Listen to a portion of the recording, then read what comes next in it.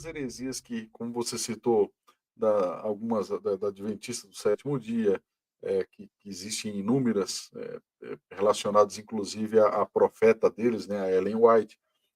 Os Testemunhas de Jeová também têm inúmeras eh, atribuições como de heresias pesadas, mas tem um grupo em específico que cumpre uma missão a nível mundial e que, a grosso modo, muitos evangélicos cristãos acabam simpatizando com esse Uhum. grupo, justamente por eles passarem meio que desapercebido. Ou quando se acha algo, está relacionado a justamente a sua dinâmica de culto, Uhum. por exemplo, com belos corais, belas orquestras, né, como as que eles têm lá na catedral deles em Utah, por exemplo, aos missionários que andam pelas ruas, segundo eles, falando do evangelho de Jesus Cristo, mas que evangelho é esse? E eu estou me referindo aqui aos mormons ou à Igreja de Jesus Cristo e os Santos dos Últimos Dias. O que nós podemos apanhar nesse meandro, querido Jonathan, a respeito desse grupo e dessas consequências desse evangelho que não é evangelho, que se é Exato. pregado pelas ruas por esses jovens aí. Então, vale a pena a gente ressaltar aqui que o objetivo nosso aqui é trazer um esclarecimento e trazer um entendimento aqui do que é, o que são as heresias, o que são, os movimentos sectários.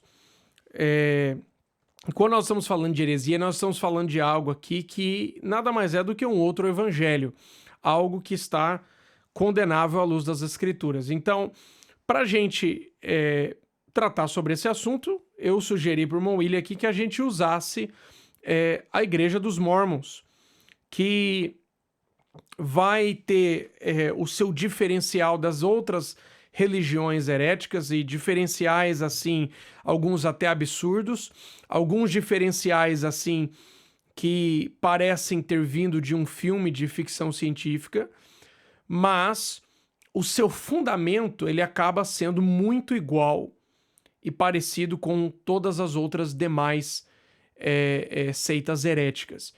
Então o fundamento ele é o mesmo, né? A forma como foi edificado é o mesmo, mas o prédio que foi construído ali em cima, o estilo da arquitetura, né? Se é arquitetura neoclássica, se é gótico, se seja qual for, isso vai ter as suas ramificações e as suas diferenças. Mas o fundamento sempre é o mesmo, né? Então vamos falar um pouco sobre a Igreja dos Mormons. Eu tenho aqui um exemplar do livro de Mormon. Essa versão eu tenho em inglês. Eu estudei ela tanto em inglês como em português. Tenho aqui dois exemplares da literatura deles. Este aqui é a Restauração do Evangelho de Jesus Cristo. E esse outro aqui é o Plano de Salvação. O Plano de Salvação e a Restauração do Evangelho de Jesus Cristo. Esses dois aqui que eu tenho, eu ganhei de alguns missionários aqui no ano de 2017. Eu não acredito que hoje eles ainda estejam distribuindo esse mesmo exemplar. Uma das características das seitas é que elas estão sempre em mutação, né? Elas estão sempre mudando coisas. Eu vou dar um exemplo aqui, irmão William. Os Testemunhos de Jeová profetizaram que no ano de 1974 aconteceria o Armagedon. Naquele ano nada aconteceu, então mais de 2 milhões de fiéis dos Testemunhos de Jeová saíram e menos de 0,1% filiaram-se a uma igreja bíblica. A maioria se desencantou totalmente, estão totalmente assim afastados, perdidos até o dia de hoje.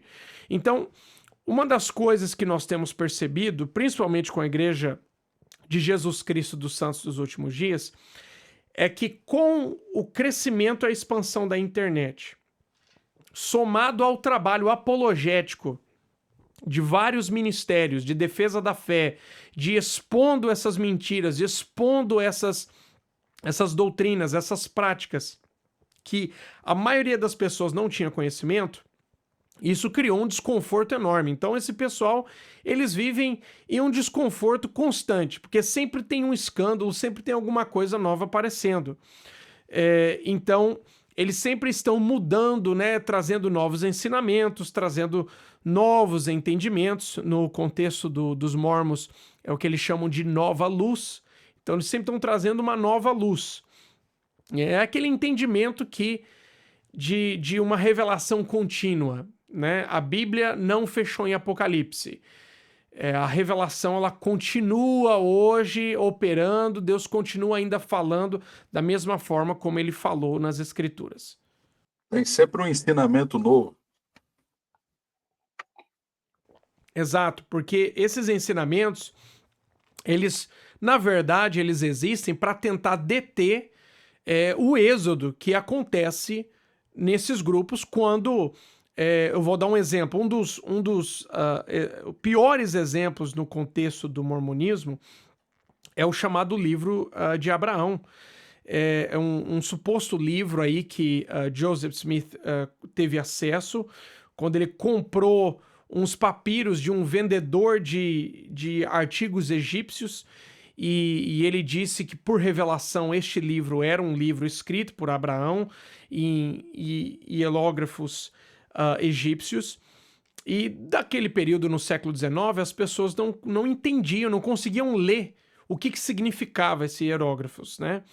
E com o advento da pedra de Roseta e o desenvolvimento linguístico, eles decifraram e conseguiram entender, a ponto que eles conseguem ler e entender grande parte do que foi escrito no Egito Antigo. E os supostos papiros, né, desse texto, que seriam de Abraão, que Abraão havia escrito, provaram ser nada mais, nada menos do que uma descrição fúnebre de um camarada que morreu lá e não tinha ligação nenhuma com o que o texto que Joseph Smith apresentou. Então isso causou um alvoroço enorme. E você tem inúmeros outros que vão aparecendo de tempo em tempos, descobertas arqueológicas e coisas que vão aparecendo que vão contradizendo, né, o entendimento dessas seitas. E para deter esse êxodo, eles precisam de um cânon aberto. Quando eu falo de um cânon aberto, eu me refiro que a Bíblia, então, não fechou em Apocalipse. A revelação continua. Então, Deus ainda está revelando coisas nos dias de hoje. E essa é a forma assim, mais cômoda da gente impedir que as pessoas saiam do nosso grupo sectário, né?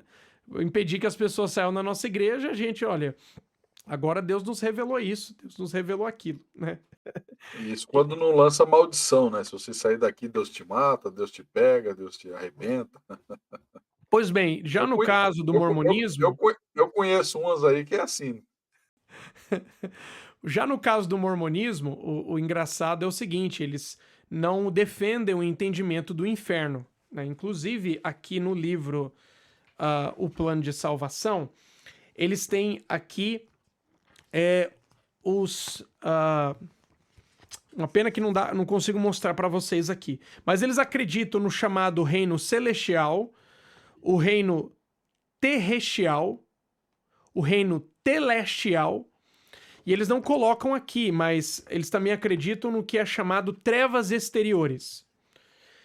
Então você tem praticamente aí quatro camadas aí, né? O celestial é o lugar onde o Pai, o Filho, o Espírito Santo e todos os outros demais deuses estão. Eu disse, claro, deuses. O mormonismo não é monoteísta. Ele é a religião mais politeísta que existe. Eles acreditam em uma infinidade de deuses, tá bom? Então, os principais deuses do mormonismo estarão nesse reino celestial. Os menos merecedores estarão no chamado reino terrestrial, vão reinar aqui na terra. Jesus vem aqui de vez em quando, mas eles nunca vão ter acesso ao Pai. E aí você tem o telestial. O telestial é o lugar para todos aqueles que não foram mormons, né? Eu, você... judeus, hindus, muçulmanos, Hitler, toda essa galera... Ah, não, eu ia falar que era um lugar para os caras legal que não era Mormon, mas você falou que Hitler, Não, então sim, não, então inclui todo mundo. Stalin, Hitler, Trotsky, todo esse pessoal vai estar no misericórdia. reino celestial, tá bom? E aí, os trevas exteriores, que eles nem colocam aqui, as trevas exteriores são o lugar para os apóstatas, os mormons que deixaram de ser mormons, os que saíram. Aí Esses é vão. legal, né? Hitler fica no lugarzinho light, mas os apóstolos, quem sair daqui tá ferrado, né? Vocês vão Você pro acredita, inferno. rapaz? Meu Deus do céu. Então, a gente vai estar, por exemplo, nesse reino celestial, junto com Hitler, com Stalin, com todo mundo, e vai todo mundo ficar de boa lá. Mas os apóstatas, aqueles que saíram junto com o diabo e os demônios, vão estar nas trevas exteriores. Então, um Mormon fiel mesmo, que de fato acredita nas doutrinas ensinadas pela igreja, eles entendem isso. Então, é um passo muito grande para uma pessoa sair da igreja de Jesus Cristo dos Santos dos últimos dias. É um passo enorme, porque há uma ameaça enorme, muito grande. As seitas, o que elas mais fazem é coagir as pessoas a que elas não saiam da instituição. Os testemunhos de Jeová, por exemplo, o que eles mais fazem para coagir as pessoas a não saírem é o entendimento no seguinte: olha, se você sair e o Armagedon acontecer amanhã, você tá lascada, você tá acabada, você tá perdida. Tanto é que ao conversar com testemunhos de Jeová, se ele suspeitar que você é um ex-testemunho de Jeová, ele não conversa com você. Então, a pessoa que foi banida, que foi excomungada, desligada da sociedade Torre de Vigia, ela é considerada alguém que deve ser. Você quer ver o diabo na sua frente, mas você não quer ver aquela pessoa. Ela, Então, ela é de fato excomungada, né? Nem a família mantém contato com ela. Nós temos exatamente. relatos aqui na internet aqui de pessoas, de filhos que os pais não conversam mais há anos. Sim, Moram na mesma. Eu vi esses dias o relato de uma moça, moram há anos na mesma cidade e a família não conversa com ela. É exato. terrível isso. É É terrível. terrível.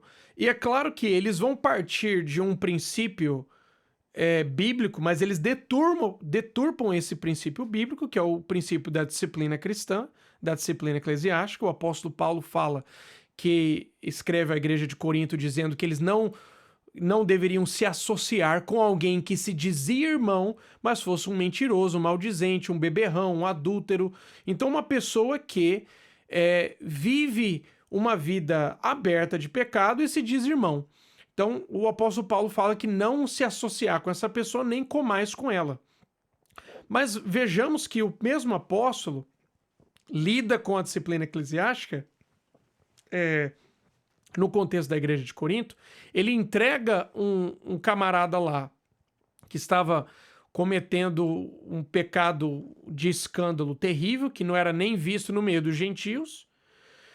E ele entrega esse cara para juízo nas mãos de Satanás, mas quando lemos a segunda carta aos Coríntios, ele manda receber ele novamente. Por quê?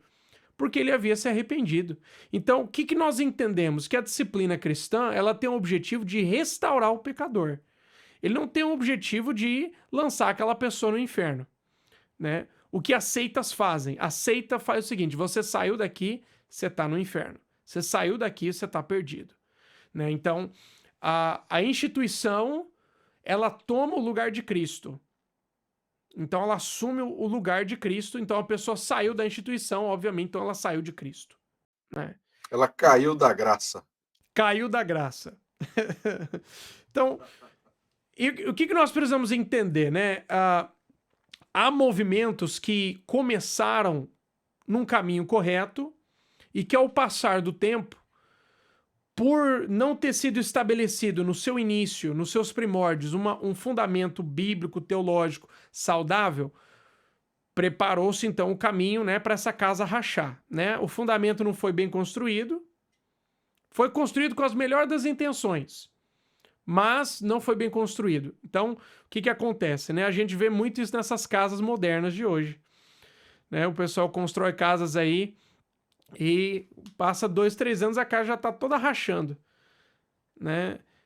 Então, assim, o fundamento não foi bem estabelecido. Então, com o passar do tempo, isso foi, né, foi se desandando. Então, há diversos grupos que aconteceu isso.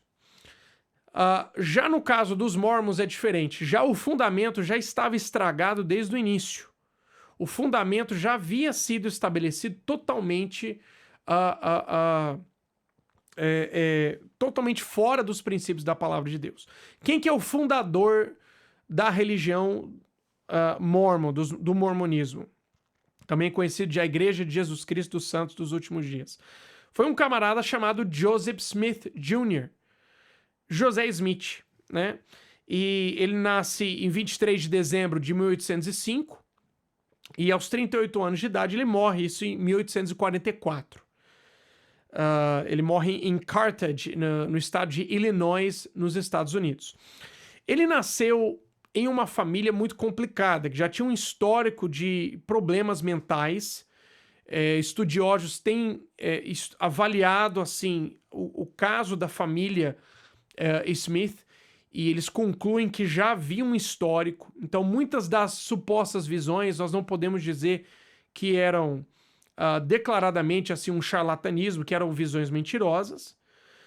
A gente pode entender que visões que ele teve, muitas delas, para ele, eram visões verdadeiras, não significam que eram visões autênticas provenientes do Deus verdadeiro. Então, a gente precisa já estabelecer isso, né? No ano de 1820, ele diz que ele teve uma visão. Ele foi orar numa floresta e ele diz que ele teve uma visão. A oração dele era para que Deus, então, revelasse qual igreja ele deveria se unir. E era um pessoal que já tinha rodado em diversas igrejas, a família deles, né? E no último dos casos, eles foram praticamente quase excomungados da igreja presbiteriana.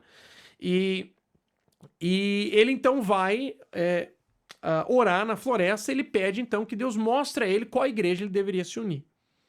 E ele diz que ele teve então uma visão ali.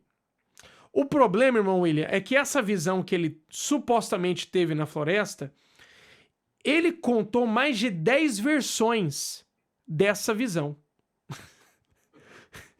Então vamos lá. Isso aqui é antes do movimento pentecostal. Isso aqui é antes de você ter muita gente por aí dizendo que Deus me disse isso.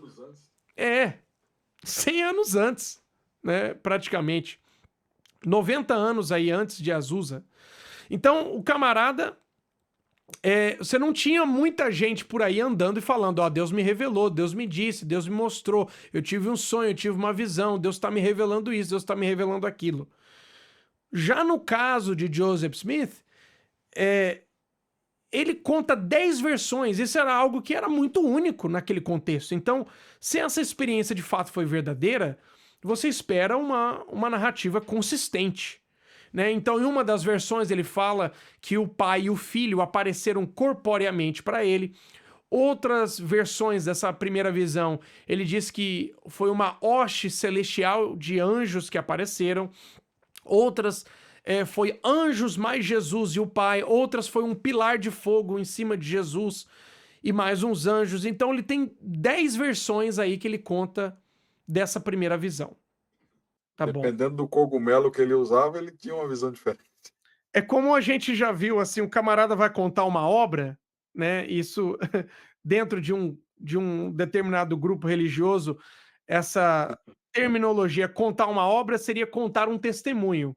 E o camarada vai contar um testemunho, vai contar uma obra na oportunidade. Em cada igreja é uma diferente. É uma testemunho, mas em cada igreja Sabe o que é engraçado, irmão? Ele é que em cada vez que ele conta essa obra, ele acrescenta uma coisinha a mais. Assim, primeiro é que houve lá enchente, eles não conseguiam atravessar com a Santa Ceia para chegar do outro lado, né? Aí eles conseguiram nadar, a correnteza baixou. Já na segunda vez que ele contou a história, né, eles já estavam meio que flutuando em cima da água. Na quarta, quinta vez, ele já estava andando sobre a água com a bandeja e com o cálice na mão. Então, é quase, é basicamente essa história aí. Eu tô falando porque um compadre de um outro compadre me contou essa história e aí a gente sabe de onde começa e para onde vai, né? Então vamos lá. Qual que é a versão oficial que a igreja mórmon ela adota? A versão oficial é o seguinte, que o pai e Jesus apareceram para Joseph Smith e a mensagem mais importante que ele tinha a dar para ele era o seguinte: você não tem que se filiar a nenhuma igreja. Todas elas são uma abominação, todas elas se apostataram e basicamente que ele seria então um agente da restauração do verdadeiro evangelho. E aqui nós podemos ressaltar um dos pontos que identificamos nas seitas. Qual é o ponto herético que nós identificamos aqui praticamente em quase todas as heresias e seitas? É essa ideia restauracionista. É essa ideia de que a igreja ela foi destruída e que precisava ser restaurada. De alguma forma ela foi restaurada. Então, esse profeta ou aquela profetisa, este ou aquela pessoa foi usada para restaurar a igreja. E eu já ouvi de um membro sectário dizendo bem assim, mas qual que é a diferença, então, vocês reformados, que falam, por exemplo, da reforma, né, para o entendimento restauracionista? Há uma diferença enorme aqui. E a diferença está nos fundamentos. A reforma protestante, os reformados, os protestantes históricos entendem que a igreja sempre existiu. A igreja não foi inventada com Martinho Lutero. A igreja não foi restaurada ou inventada, né, com um missionário italiano que chegou no Brasil. Ou com a profetisa Ellen White, que teve as suas visões e escreveu os seus livros. A igreja sempre existiu. O que foi entendido é que esta igreja ela havia se desviado dos princípios fundamentais das Escrituras. E o que a reforma faz não é restaurar a igreja ou o evangelho. Não, é pegar essa mesma igreja e voltar ela para o entendimento das Escrituras. Os reformadores, eles se diziam ser a verdadeira igreja católica. Porque a palavra católico significa universal. Então, quando nós vemos, por exemplo, na Confissão Belga, que é uma confissão reformada histórica, na Confissão de Fé de Westminster, todas essas grandes confissões de fé reformadas históricas, elas vão falar da igreja falsa e da igreja verdadeira. Mas o que elas entendem, o que elas ensinam sobre a igreja falsa? É a igreja justamente que nega as Escrituras. E qual é a igreja verdadeira? Que está submetida à autoridade final da palavra de Deus, que é a Sagrada Escritura.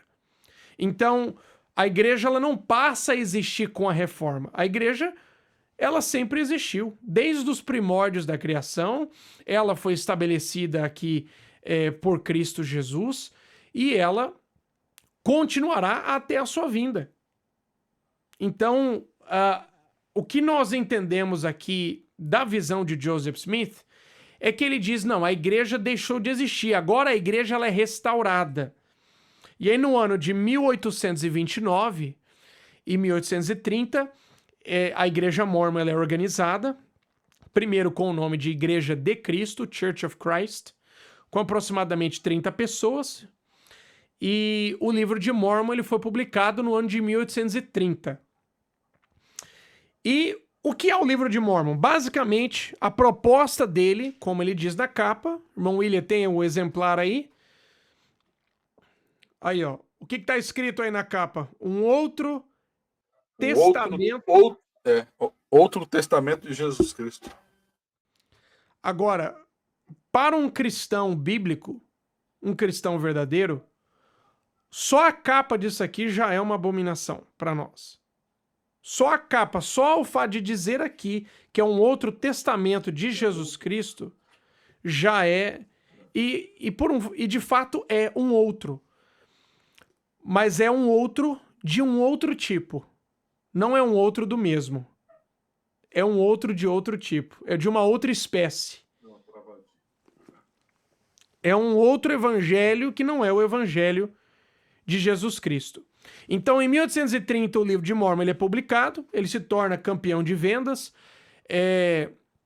Na época, eles tinham em torno de uma conversão semanal de em torno de 270 pessoas se convertendo ao mormonismo, semanalmente, isso a essa altura do campeonato. Quando uma congregação batista do sul nos Estados Unidos tinha um número de membros de em torno de 270 membros. Então eles estavam basicamente convertendo uma igreja batista por semana.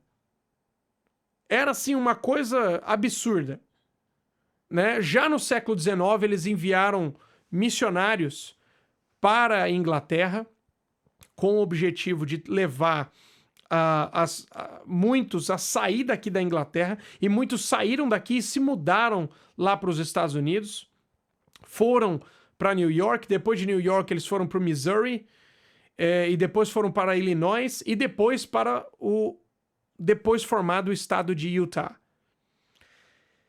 Mas vamos lá, já no início do estabelecimento da Igreja Mormon, em 1833, 3 anos após a publicação do livro de Mormon, Joseph Smith afirma que um anjo o visitou. E esse anjo, com uma espada de fogo, uma espada, apareceu e ameaçou ele, dizendo que se ele não adotasse a poligamia, se ele não adotasse um casamento plural, se ele não se casasse com mais esposas, esse anjo mataria. Então ele vai adotar, com até a relutância da sua esposa, a Emma Smith, que não aceitou a questão da poligamia. E eu desafio qualquer pessoa a ler Doutrinas e Convênios. É um dos livros que os mormons consideram como inspirados. No número 132 de Doutrina e Convênios está lá a revelação que Joseph Smith recebeu, supostamente recebeu, que ele deveria, era um dos princípios do evangelho, o casamento plural. Então, hoje a igreja de Mormon, ela é forçada a reconhecer, está no site da igreja, qualquer pessoa que entrar lá, ninguém está inventando nada aqui, entra lá no site da igreja, a igreja oficialmente reconhece que Joseph Smith teve entre 30 e 40 mulheres. Ninguém sabe ao certo, porque eram tantas que ninguém sabe, tá bom? O número mais exato que o pessoal chega é 34 esposas. Uma delas tinha 14 anos de idade, tá bom? E 11 delas eram casadas com outros homens. E póstumamente foi feito, os descendentes das famílias exumaram corpos, fizeram testes e geneticamente conseguiram comprovar que essas mulheres, pelo menos 3 ou 4 destas 11 que eram já casadas com outros homens, ele praticamente desfazia o casamento e aí casava com aquela mulher, ou então era um casamento secreto que nenhum marido, casamento é uma obra, né? Nenhum marido sabia. Mas o exame de DNA, irmão William, comprovou que essas mulheres coabitavam tanto com Joseph Smith, tanto com seus maridos. Uma coisa assim absurda, né? E foi supostamente um anjo que apareceu com uma espada e ameaçou ele: se você não tomar as esposas, eu vou te matar, né? E a morte de Joseph Smith em 27 de junho de 1844 está diretamente relacionada com isso. Em Carthage, em Illinois, uma multidão raivosa, com ódio, com raiva dele, invadiu a cadeia onde ele estava preso e assassinaram Joseph Smith, o chamado profeta da restauração da Igreja Mormon.